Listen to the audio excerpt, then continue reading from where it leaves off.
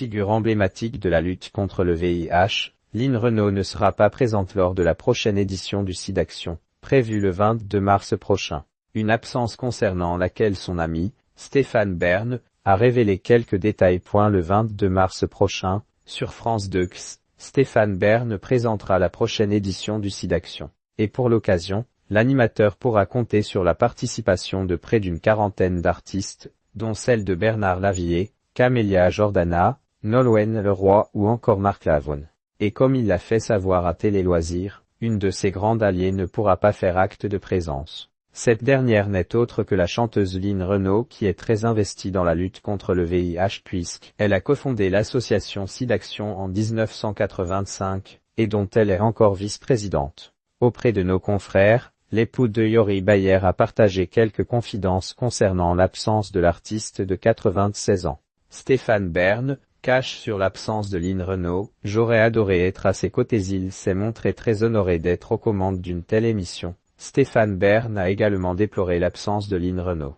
J'aurais adoré être à ses côtés, a-t-il ainsi reconnu d'emblée. Pourtant, face aux récents problèmes de santé qu'a eu la chanteuse ces derniers mois, l'animateur a ensuite un peu plus nuancé son propos. Mais à son âge, elle a 96 ans, NDLR, il est compréhensible qu'elle ne puisse pas être présente physiquement. Elle est un peu fatiguée, on ne va pas se mentir, a-t-il poursuivi, précisant toutefois que la chanteuse, bien qu'absente, fera quand même une apparition lors de cette prochaine édition. Elle a enregistré un message très clair et formidable, a-t-il révélé, enjoué. Une petite attention qui prouve à quel point l'artiste est toujours aussi attaché à la lutte contre le VIH. Lynn Renault se livre sur son état de santé. Ça y est, j'en suis sorti. Discrète au cours de ces derniers mois. Lynn Renault n'a donné de ses nouvelles que le 11 février dernier, sur son compte Twitter.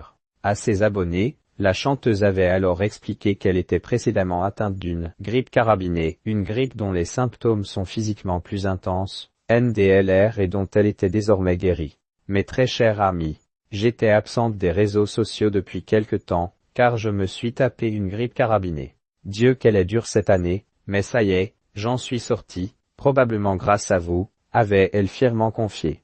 Avant d'ajouter, reconnaissante par les nombreux messages de soutien qu'elle avait reçus, tous les messages que vous m'avez fait parvenir m'ont fait un bien fou. Votre gentillesse, vos encouragements, tout ça fait du bien et je vous en remercie du plus profond de mon cœur. Moi aussi je vous aime. Une prise de parole qui avait alors beaucoup rassuré les internautes.